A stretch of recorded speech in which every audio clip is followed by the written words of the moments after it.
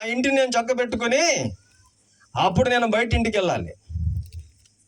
కొన్ని మందిరాల్లో వాక్య గద్దింపులు ఉండవు. కొన్ని మందిరాల్లో దేవుని యొక్క బోధ ఎలా ఉందంటే ఈరోజు ప్రియులారా మసాజ్ చేసే బోధ చేస్తూ ఉన్నారు సేవకులు. వాక్యం అనేది 2 types of the sword of the heaven. కత్తికి 2 పక్కల బదులు ఉంటుంది, అదే వాక్యం.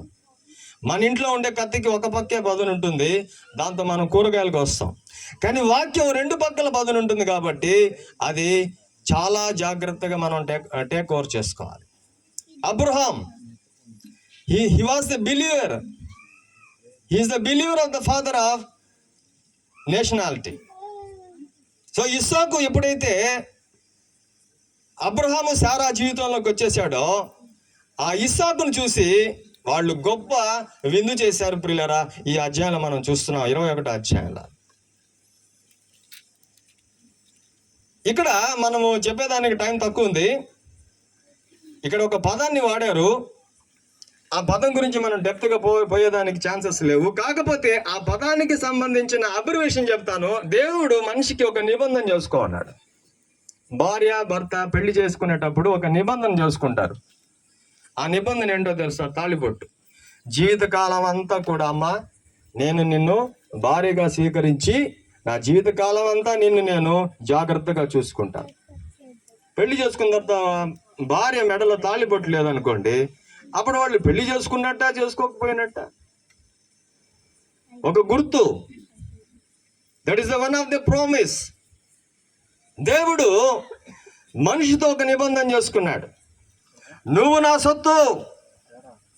You should not make set to against to other God. నేను సృష్టికర్త అయి ఉన్నప్పుడు నువ్వు నాకు బదులుగా మరొక దాన్ని చేయవాక అన్నాడు. అదే ఈరోజు ప్రపంచంలో దేవుని వాక్యం తెలియనటువంటి అనేకులు సృష్టికర్తని ఎరగక సృష్టాన్ని పూజ చేసుకుంటూ వెళ్తున్నారు ప్రియులారా. వాళ్ళకి తెలియదు పాపం. అందుకని ఈరోజు వాక్యం వచ్చేసింది.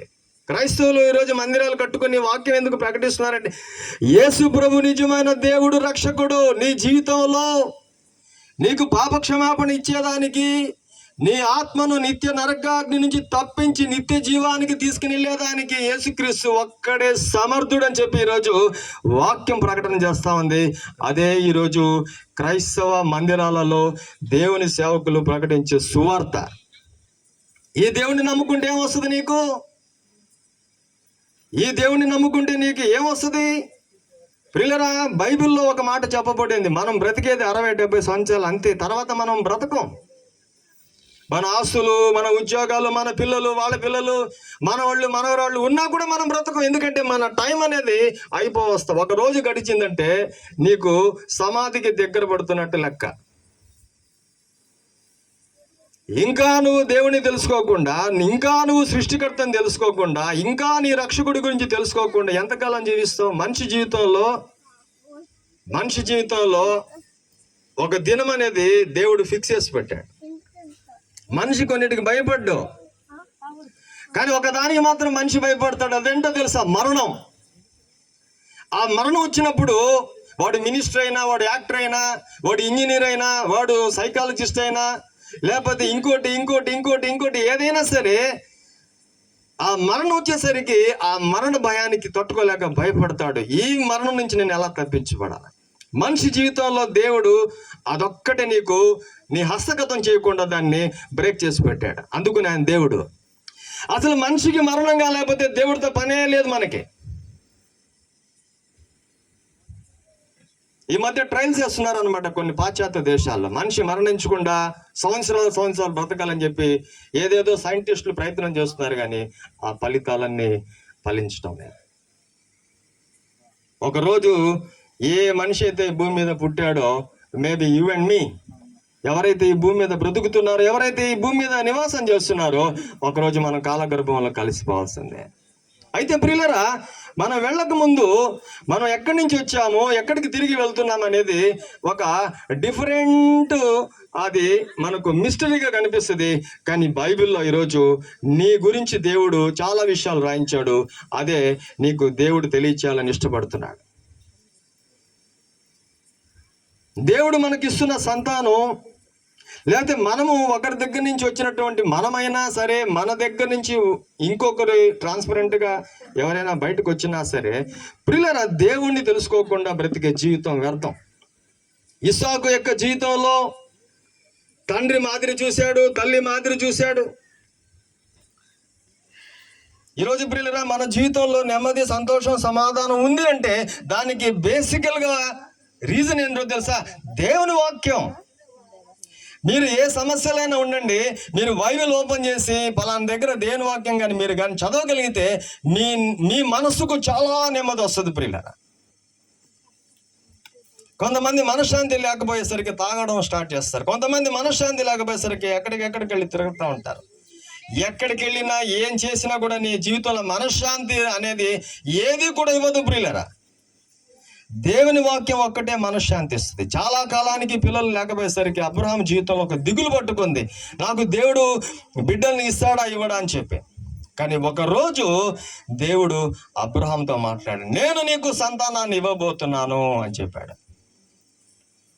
మన పిల్లల్ని ప్రియులరా మనం దేవుల్లో పెంచాలి. కొంతమంది పిల్లల్ని కంటారు, గాలికి వదిలేస్తారు. కొంతమంది పిల్లలు ఎక్కడెక్కడో చదువుతూ ఉంటారు, ఎప్పుడు కూడా పట్టించుకోరు. మన యవనస్తులు, మన చిన్నపిల్లలు, లేకపోతే మనమే ఒక్కోసారి మనం దేవుణ్ణి వదిలిపెట్టి, దేవుణ్ణి విడిచిపెట్టి జీవిస్తూ ఉంటాం. మనము బైబిల్లో దేవుడు చెప్పిన విషయాలు కరెక్ట్గా మనం కానీ చదవగలిగితే, ధ్యానం చేయగలిగితే మన జీవితంలో ప్రియులారా అంతకంటే సంతోషం, నెమ్మది, ఆశీర్వాదం మరొకటి ఉండదు. నేను మరలా మీకు గుండెల మీద చేసుకొని చెప్తున్నాను, యేసు ప్రభుని ఎవరైతే కలిగి ఉంటారో వాళ్ళ జీవితంలో సమాధానం, సంతోషం, నెమ్మది చనిపోయేంత వరకు అలాగే నిలబడి ఉంటుంది ప్రియులారా. ఆమేన్, స్తోత్రం. మనిషి జీవితంలో ఈ సంతోషం, నెమ్మది, సమాధానం లేకపోతే ఎందుకు ఈ బ్రతుకు?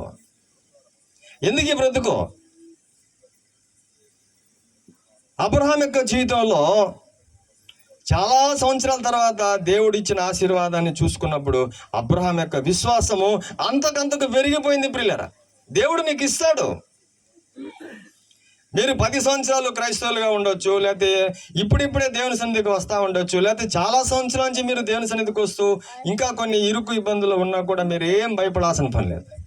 దేవుడు కానీ ఒకసారి కానీ ద్వారం తెరిస్తే అది ఎవడు కూడా ముయ్యలేడు. దేవుడు కానీ ఒకసారి కానీ ద్వారం మూసేస్తే ఎవడు కూడా తెరవలేడు ప్రియులారా. కాబట్టి దేవుడు యేసుక్రీస్తుని జీవితంలో ఆయన కార్యాలు చేసేదానికి సిద్ధంగా ఉన్నాడు. అబ్రహాం, ఇస్సాకు యొక్క జీవితంలో మనం గమనిస్తే అబ్రహాం తర్వాత ఇస్సాకే ప్రియులారా ఆశీర్వాదానికి ముంగుర్తులుగా మనకు బైబిల్లో కనిపిస్తారు. అబ్రహాం యొక్క జీవితంలో మొదటి విశ్వాసం ఎలా ఉండిందంటే చాలా బలహీనంగా ఉంటా వచ్చింది. దేవుడంటే నమ్మాడు, దేవుడంటే